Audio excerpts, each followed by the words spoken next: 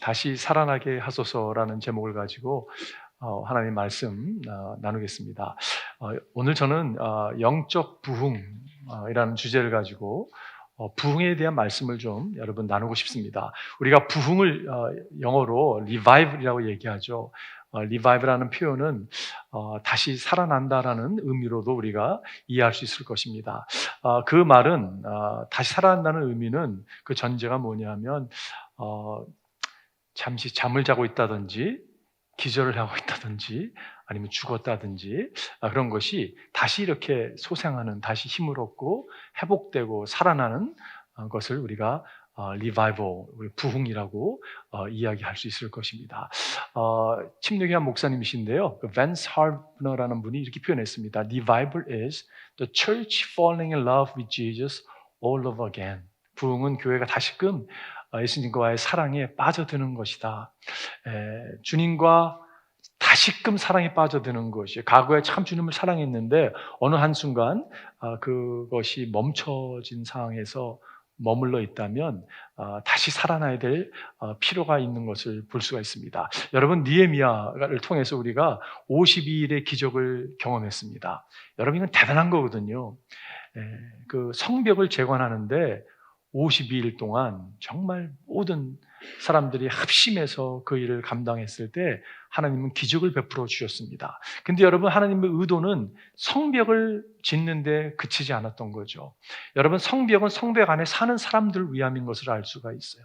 그 가운데 그들이 하나님께 나와서 예배 드리는 것, 예배를 재건하는 데 마음이 있었고, 하나님의 마음은 무너진 사람들의 심령, 여러분, 장시간에 140년이 넘는 시간 동안 하나님 우리를 버리셨어 죄책감 가운데, 그러한 어려운 가운데 억눌러 있던 그들의 심령을 다시 재건하기 위해서 하나님께서 성벽을 재건했던 것을 알 수가 있습니다. 그들에게 필요했던 것이 무엇이었냐면요, 어떤 의미에서는 회복이었던 것, 영적인 부흥이었던 거죠. 근데 오늘 본문을 보게 되면 재밌는 것이, 하나님께서 이 영적인 부흥을 하나님이 시작하셔서 이끌어가는 그 모습을 우리가 발견하게 됩니다.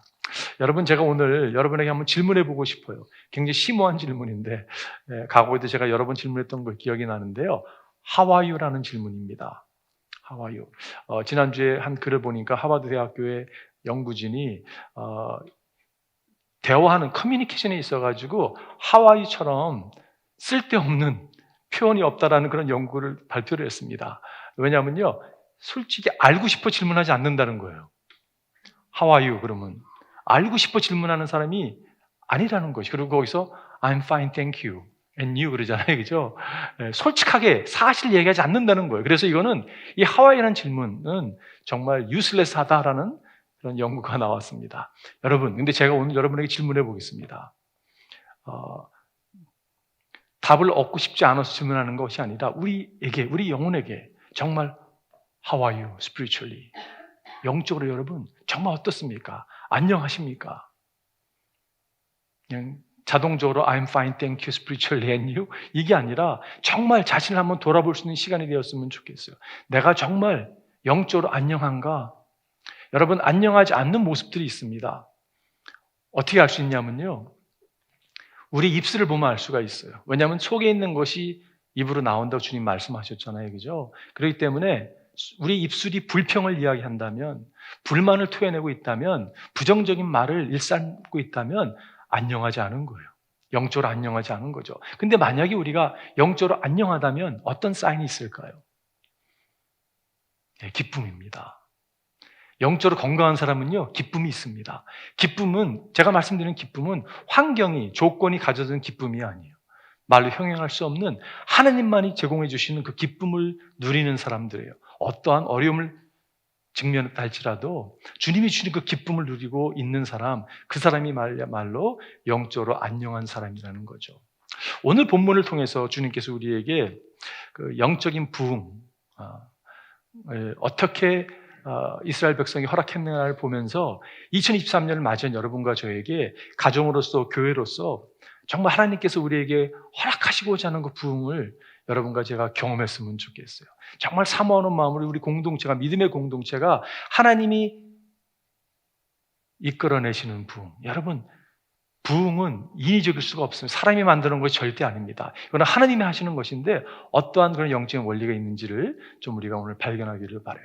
부흥을 경험하고 첫 번째는요, 하나님의 말씀 앞에 서야 합니다. 여러분과 제가 부흥을 경험하기 위해서는 하나님의 말씀 앞에 나아가야 된다는 것이요. 영적인 부흥은 늘 말씀 앞에 나아갔습니다. 여러분 종교개혁, 우리가 레포메이션을 보게 되면요, 하나님의 말씀 앞에 나아갔던 것이 주제였던 것을 알 수가 있어요. 솔라 스크립투아라고 하는 only scripture alone, 하나님의 말씀주의가 개혁 운동을 앞장섰던 것을 알 수가 있습니다. 16세기, 17세기의 영국이나 미국의 청교도 운동도 마찬가지예요.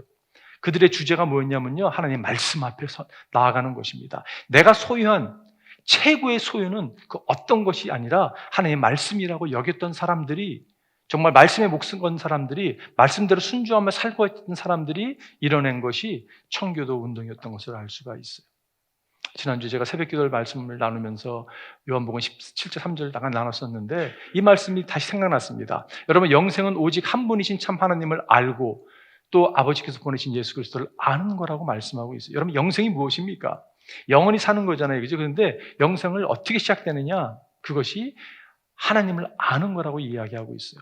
예수님을 아는 거라고 얘기하고 있습니다. 아는 게 무엇입니까? 여기서 안다는 것은 I know him, he knows me 이런 차원이 아니라 친밀감을 intimacy를 이야기하고 있는 것입니다. 정말 부부가 서로 옷을 벗고 정말 부끄럽지 않은 그런 정말 친밀감, 아는 것, 그 이야기를 하고 있는 것이요.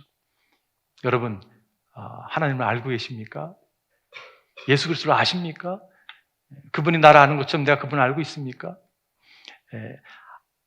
아는 것은 우리로 하여금 사랑에 빠지게 하는 것을 보게 돼요. 그분이 나를 이렇게 사랑하시는구나. 내가 이렇게 사랑을 받고 있는 자구나. 그렇기 때문에 그 사랑을 깨달을 때 사랑으로 반응할 수밖에 없는 거죠. 그리고 그 삶은요, 우리로 하여금 기쁨의 삶으로 이끄는 것을 보게 돼요. 알미, 친밀감이 우리로 하여금 사랑에 빠지게 하고, 사랑에 빠짐이 우리로 하여금 기쁨을 누리게 하는, 상황이 어떤 상황을 맞이한다 할지라도 기쁨을 누리는 삶으로 인도한다면, 이것을 거꾸로 얘기한다면, 기쁨이 없다면, 여러분, 영적으로 아픈 사람들은 기쁨이 없거든요. 만약에 우리가 기쁨이 없다면 무슨 말입니까? 사랑하지 않기 때문에 그런 것이에요. 아니, 사랑하되 엉뚱한 걸 사랑하고 있기 때문에 기쁨이 있을 수 없는 거죠. 사랑하지 않는다는 말은요, 알지 못하기 때문에, 친밀감이 없기 때문에. 그 말은 무슨 말이냐면 말씀 앞에 내가 벌거벗은 모습으로 서 있지 못하기 때문에 알지 못할 수 있다고 결론을 낼 수 있을 것입니다. 여러분, 우리가 정말 영적인 부흥을 원한다면, 진짜 다시 살아남을 경험하기 원한다면요, 말씀 앞에 벌거벗은 모습으로 나아가야 된다는 것이요. 그것만이 진정한 회복을, 부흥을 허락한다는 것입니다. 오늘 본문이 이렇게 시작합니다. 모든 백성이 한꺼번에 수문 앞 광장에 모였다. 성벽이 완공됐습니다. 52일에 기적이 일어났습니다. 그리고 그들이 하나님께 나왔어요. 그들은 학자 에스라에게 주님께서 이스라엘에게 명하신 모세의 율법책을 가지고 오라고 청하였다. 여러분, 이스라엘 백성들은 청하는 사람들이 아니었습니다.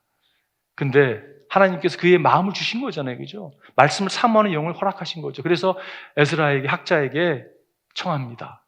가지고 와 청합니다. 7째 달 초하루에, 우리가 사용하는 칼렌더로 얘기하면 지금 1월 정월 초하루가 됐습니다.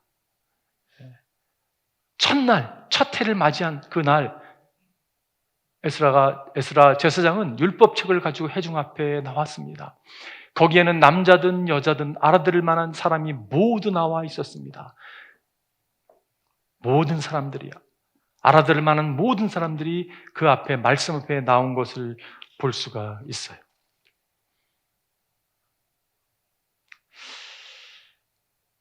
제가 이 말씀을 특별히 영어로 이렇게 보면서, 영어 표현 가운데 그 1, 2절 보면요, all the people assemble as one man 이라는 표현이 나와요. 모든 사람이 이렇게 함께 해주는 모였는데 as one man, 한 사람처럼. 제가 이걸 묵상하다가 부흥이라는 걸 하나님이 일으키시는데 하나됨이 얼마나 중요한가라는 것을 깨닫게 됩니다. 여러분, 하나됨이 얼마나 중요한지 모르겠어요.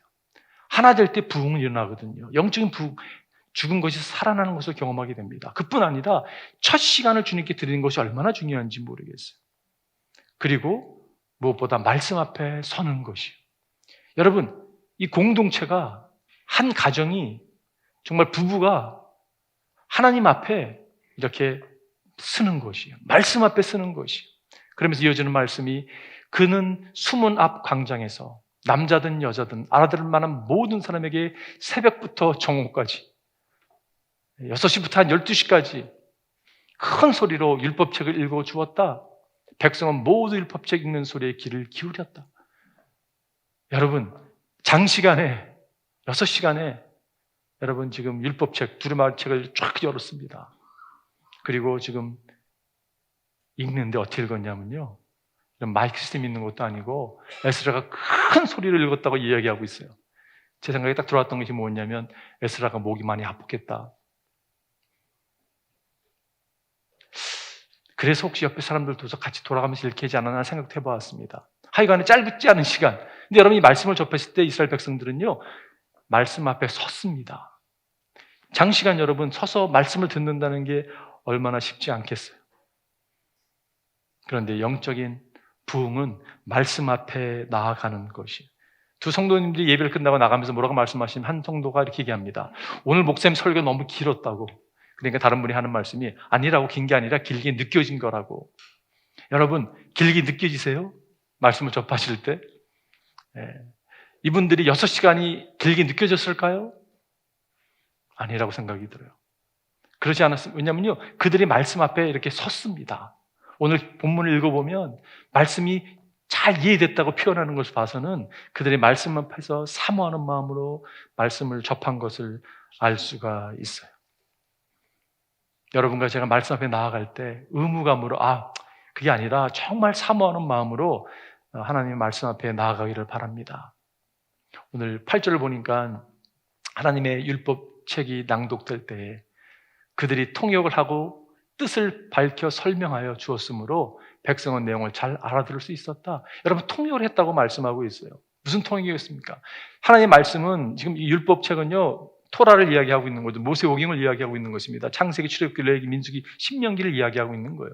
그 말씀을 쭉 읽어나가는데, 여러분, 히브리 말로 쓰여진 이 말씀을 지금 시간으로 한 150년, 지금 바벨론으로 포로 끌려가가지고 150년 시간이 지났으면 대부분 바벨로니아 제국, 페르시아 제국, 그 제국 아래에 있을 때 태어나서 자란 사람들입니다. 어쩌면 아람어만 익숙한 사람들일지 모르겠어요. 그렇기 때문에 통역이 필요할지 모르겠죠.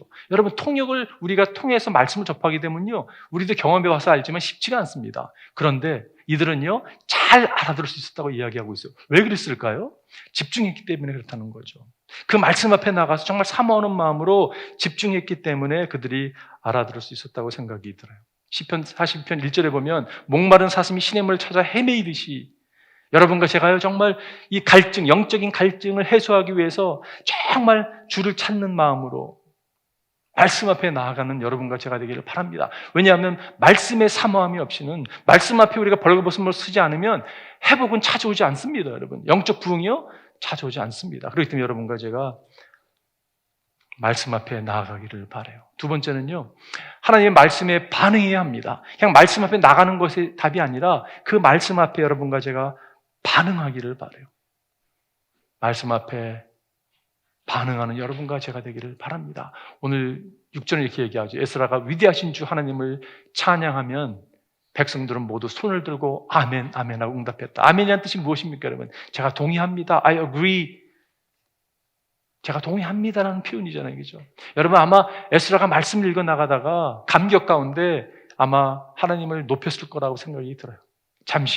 말씀을 잠시 읽다가 말고 하나님을 높이니까 아멘, 아멘. 이렇게 고백하는 모습을 보게 됩니다. 그 고백에서 여러분 무엇을 느낄 수 있습니까? 그 고백에서요, 주님, I surrender. 내가 주님께 항복합니다. 내 마음대로 살았던 인생, 잘못됐던 것이었습니다. 내가 말씀으로 돌아갑니다. 말씀에 반응합니다라고 아멘으로 하답하는 이스라엘 백성 가운데서 여러분 항복하고 있는, 하나님의 주권에 삶을 맡기는 그 모습을 발견하게 돼요. 그리고 이어지는 말씀이 엎드려 얼굴을 땅에 대고 주님께 경배하였다. 그러면서 여러분 경배자의 모습으로 나가는 것을 보게 됩니다. 이 말은 무슨 말입니까, 여러분? 말씀에 반응했다는 이야기예요.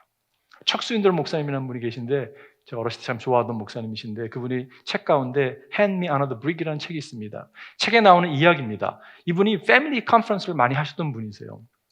가정사역을 많이 하시면서 이렇게 한 일주일 동안 가정 패밀리 컨퍼런스 하면서 말씀을 전하는데 한 커플이 눈에 자꾸 들어왔다고 합니다. 젊은 부부인데 아이들은 어리고 힘들어하는 그런 모습이 눈에 들어왔다고 해요. 계속 말씀을 나누고 그 컨퍼런스 진행되는 가운데 그들의 모습이 이렇게 바뀌는 모습을 보게 됐다고 합니다. 마지막 끝나는 날 척수인돌 목사님을 찾아와서 참 감사했다고. 우리가 이 컨퍼런스 참여하기 전에는 헤어질 결심을 하고 참여했었는데 하나님께서 우리에게 말씀을 주시고 말씀에 반응할 수 있는 시간을 허락해 주셨다고. 우리가 회개하고 돌이키고 이제 우리가 하나님께서 은혜를 주셔서 다시 그런 생각을 하지 않고 살기로 결정을 했다라는 이야기를 합니다. 그 이야기는 거기서 끝나는 것이 아니라 계속 이어집니다. 또 다른 한 사람을 소개합니다. 그 남자도 또 동일한 컨퍼런스에 동일한 시간에 동일한 메시지를 접하는 사람이었는데 그 사람은 말씀을 듣던 도중에 발길로 그 컨퍼런스를 차고 나갑니다. 그리고 집에 가서 짐을 싸서 집을 떠나버렸다고 해요. 여러분, 동일한 메시지를 접했습니다. 동일한 시간에 동일한 강사를 통해서 말씀을 접했지만 한 사람은 말씀에 반응을 했고 한 사람은 말씀에 반응하지 않았어요. 척수인돌 목사님은 그걸 뭐라고 표현했냐면 teachable heart가 있는 사람과 없는 사람의 차이라고 얘기했습니다. 저는요, 맞는 얘기지만 그거는 말씀을 접할 때의 반응. 여러분, 진리는 동일하게 선포됩니다. 진리는요, 동일하게 선포돼요. 그런데 더 중요한 건 뭐냐면 진리가 중요한 게 아니라 진리를 내가 어떻게 반응하느냐가 중요하다는 것이에요. 진리를 거절할 수도 있고 그 앞에 회개하고 돌이킬 수도 있는 것이 말씀이라는 것이에요. 여러분과 제가 말씀을 접할 때 말씀을 반응하는 자리에 나아가기를 바랍니다. 저는 오늘 말씀을 묵상하다가 모두 손을 들어 아멘 아멘 하고 응답하고 엎드려 얼굴을 땅에 대고 주님을 경배. 이 하나님 임재가 딱 임하니까요. 말씀이 임하니까요. 그 앞에서 아멘하고 엎드리는 모습 가운데서 이게 예배지. 여러분, 이게 예배입니다. 말씀이 우리 가운데 찾아올 때 말씀 앞에요 우리가요 반응하는 거거든요. 그러면서 생각났던 단어가 시카이나라는 단어였어요. 여러분, 시키나 글로리, 시키나 영광이라고 들어보셨죠? 이 시키나라는 단어는요 성경에 나오는 단어가 아닙니다. 그런데 그 개념은 성경에 전체 흐르고 있는 것을 알 수가 있어요. 이 뜻이 dwelling이라는 뜻입니다. 하나님께서 거하시다. 하나님 임재를 이야기하고 있는 거죠. 이스라엘 백성들이 여러분 이집트에서 출애굽해서 광야 생활을 하는데 하나님께서 낮에는 구름 기둥으로 그들을 여러분 햇빛을 갖다가 보호해주고 뜨겁지 않게, 그리고 하나님의 임재가 있었던 거잖아요. 인도하셨습니다, 여러분. 밤에는요 불기둥으로 인도했습니다. 여러분, 그걸 만약에 여러분과 제가 봤다고 생각해 보십시오. 너무 여겼을 거예요, 그죠? 하나님의 영광이죠. 모세가 여러분 하나님을 얼굴을 보고 싶었습니다. 그래서 하나님 얼굴 한번 보여주세요 했더니 하나님께서 너 보면 너 죽어. 그래서 어떻게 보이시냐면 바위 틈에 숨게 하시고 지나가시잖아요. 뒷모습만 봤는데 불구하고 영광이 얼마나 심하게 임했는지 그가 여러분 사람들의 얼굴을 보지 못할 정도였습니다. 솔로몬이 성전을 완공하고 봉헌 기도를 드리는데 하나님이 영광이 가운데 임하잖아요. 여러분, 그런 이야기 얼마나 많은지 모르겠습니다. 이사야가 성전에 기도하는데 하나님 영광이 임하고 다 이런 일들, 수많은 영광이 셰키나 글로리가 있는 것을 보게 돼요. 근데 여러분, 그 예수 그리스도께서 하나님이 영광인 그분께서 태초에 말씀이 계셨습니다. 말씀이 육신에서 우리 가운데 거하셨어요. 그분이 하나님이신데 육신의 몸을 입고 우리 가운데 찾아왔습니다. 예수를 보니 뭐가 보여요? 하나님의 영광이 보이잖아요, 그죠? 그분은 하나님의 영광을 가지고 오신 분입니다. 골로새서 말씀하고 있어요. 그리스도 안에 온갖 충만한 신성이 몸에 되어 머물러 계십니다. 여러분, 예수님께서 십자가에서 못 박히실 때 어떤 일이 일어났습니까? 성전의 휘장이요 위에서부터 밑에까지 쫙 찢어졌습니다. 두꺼운 휘장이거든요.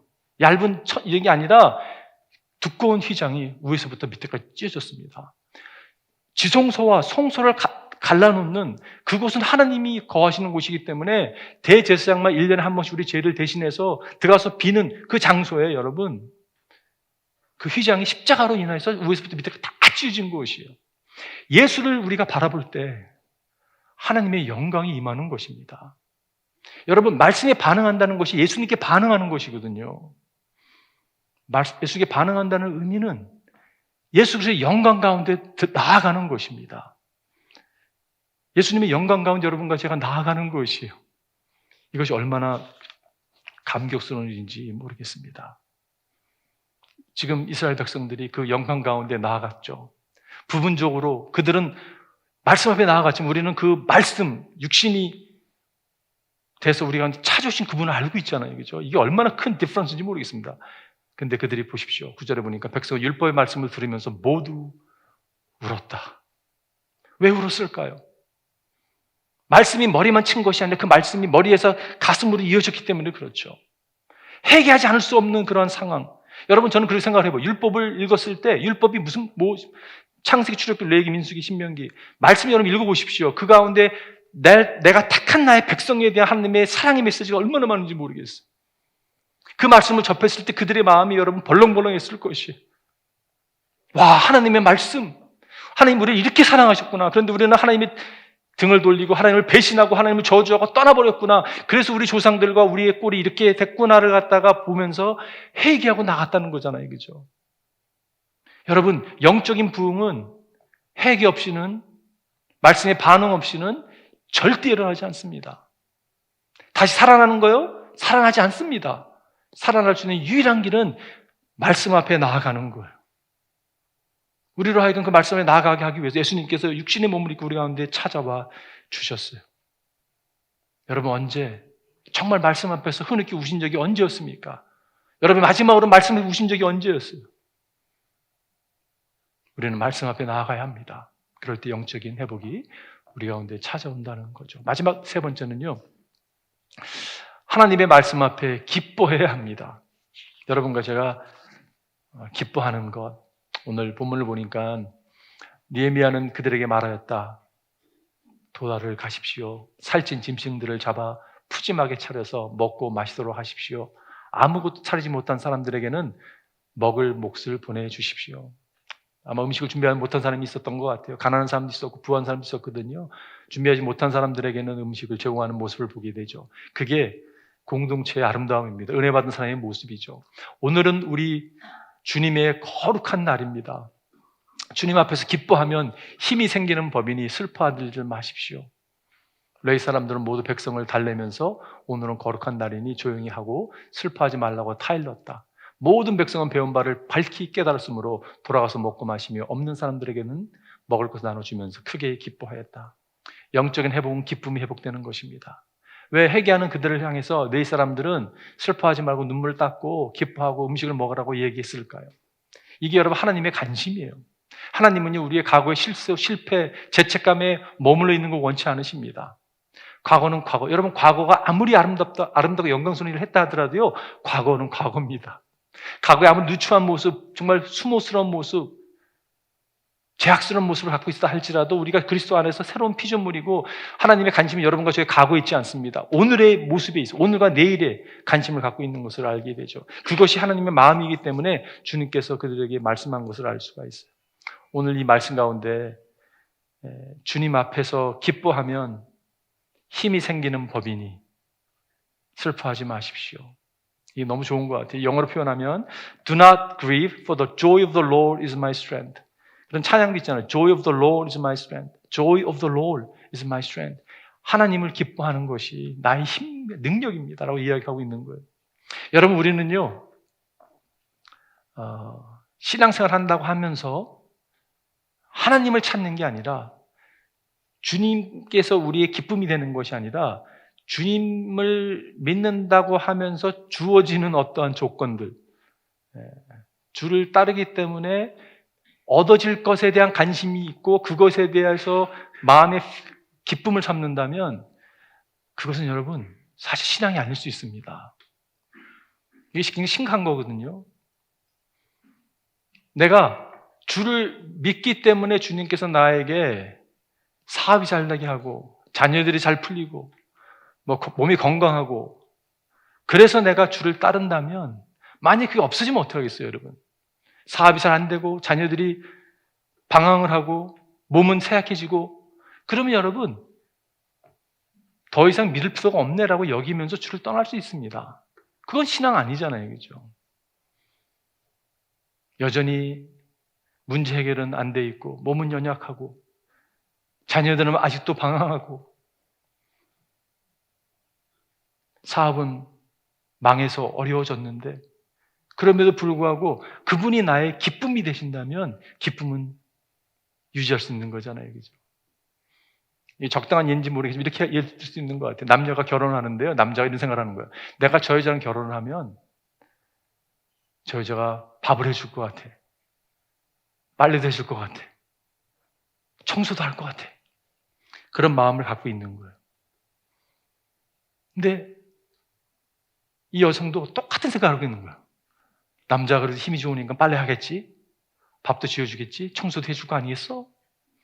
그게 나의 기쁨이야? 하고 결혼하면 여러분 서로 기대한 대로 안 이루어지게 되면 어떻게 되겠어요? 불행이 시작이 되겠죠.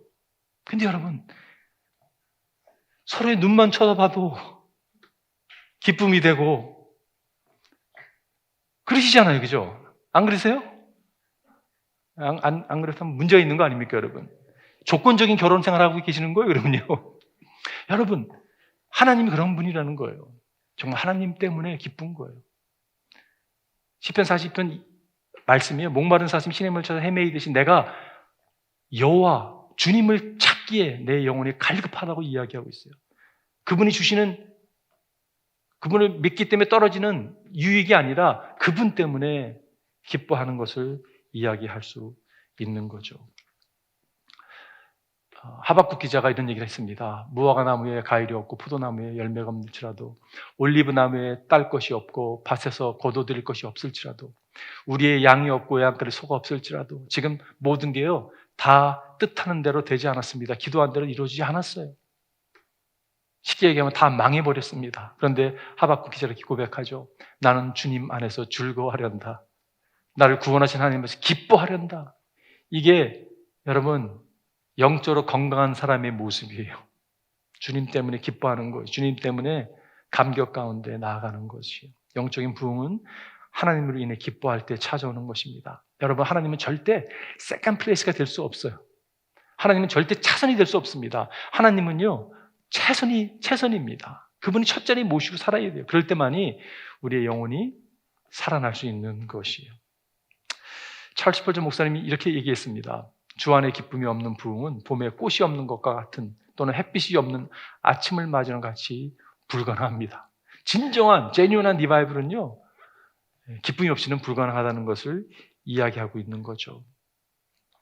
우리는 우리를 구원해 주시기 위하여 인간의 몸으로 우리 가운데 찾아와 주신 예수 그리스도, 우리를 대신에 십자가에 처절하게 죽으신 예수 그리스도, 그분을 바라볼 때마다 형용할 수 없는 정말 빨리 표현할 수 없는 기쁨이 여러분과 저의 영혼 깊은 곳에서 솟아나기를 주님으로 축원드립니다. 그것이 여러분 하나님의 사람들의 모습이에요. 그 구원의 기쁨은 우리를 그럼 천국을 소망하게 하고 그 천국의 소망은 이 땅에서 겪는 어떠한 어려움도 어떠한 억울함도 어떠한 서운함도 다 이겨낼 수 있는 능력을 제공해 주십니다. 사도 바울이 감옥에 갇혀 있음에도 불구하고 성도들에게 주 안에서 기뻐하십시오. 내가 다시 말하노니 기뻐하십시오라고 선포하고 있었던 것을 알 수가 있어요. 영국의 한 작은 교회에서 한 여인이 기도를 드리는데 늘 그분은 기도를 드릴 때 주의 기도를 가지고 기도를 드렸던 분이라고 합니다. 기도를 드리다가 우리가 우리에게 죄 지은 자를 사해 준 것 같이 이 대목에서요 더 이상 기도를 못 드렸다고 해요. 왜냐하면 한 형제가 떠올랐다고 합니다. 용서하지 못하고 내가 좀 미워하는 그런 형제가 떠올랐다고 해요. 그래서 기도를 멈추고 그 형제를 찾아 나섰다고 합니다. 나서서 그가 이렇게 고백했다고요. 그리스도 안에서 하나님의 사랑으로 형제를 사랑하지 못했던 내 죄를 고백합니다. 용서해 주십시오. 여러분, 무슨 일이 일어난지 아세요? 두 분이 화해가 찾아오니까 뭐가 있습니까? 기쁨이 있는 거예요. 이게 여러분, 그 관계 회복으로 인하여 기쁨으로 인하여 교회가 변화를 경험하고요. 그 도시가 경험하고요. 사실 영국의 그 부흥운동 1903년 4년 그때 여러분 웰스 부흥운동을 보게 되면 이런 일들이 이 일도 그 사건 가운데 하나인데 각처에서 일어나는 걸 볼 수가 있어요. 기쁨이 회복되는 것입니다. 언제 기쁨이 회복됩니까, 여러분? 제 용서함을 받고 하나님께 용서함을 받을 때 또한 서로 가운데 사함을 고백하고 용서를 고백하고 관계가 회복될 때 그런 일들이 일어난다는 것이. 오늘 제가 결론 내리면서 오늘 코테이션이 많은데 캠벨 모건 목사님이 여러분, 부흥은요, 인위적이지 않습니다. 사람이 만들어내는 것이 아니라 오직 하나님께서 당신의 사람들 위해 불어주시는 바람을 우리가 돛을 세워 붙잡아 나아갈 때 일어나는 것이에요. 성령의 바람을 이렇게 주님께서 이렇게 말이 잘 안 나오는데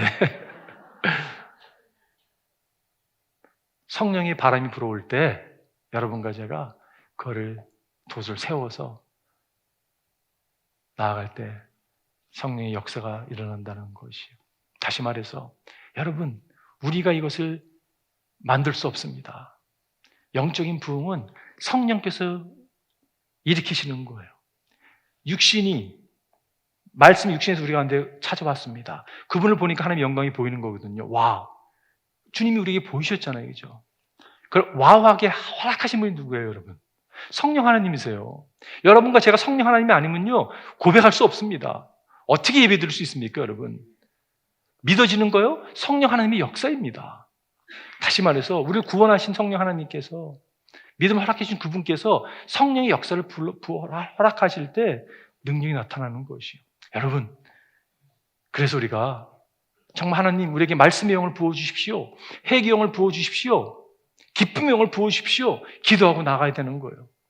여러분과 제가 기도의 사람들이 되기를 바랍니다. 그럴 때 여러분, 우리의 가정이, 우리의 교회가, 여러분 LA 땅이요, 정말 업사이드 다운 될 수 있습니다. 복음이 여러분 점진적으로 정말 복음이 이 땅을 휘어잡을 수 있습니다. 기도의 사람이 되는 거예요. 성령을 구하는 것이. 그리고 동시에 해야 될 적용이 있다면요, 여러분 여전히 현실은 현실이에요. 재정적으로 어렵고 물질적으로 힘들어하고 관계가 깨어지고 어려운 가운데서도 우리에게 맡겨진 일을 계속하는 거예요. 여러분, 교회가 교회되는 거예요. 여러분과 제가 주를 예배하고 그분을 높이고 우리 교회가 허락한 선교의 사명을 감당하는 거예요. 힘들지만 감당하고 나아갈 때 하나님께서 우리 가운데 부흥을 일으키실 것을 저는 믿습니다.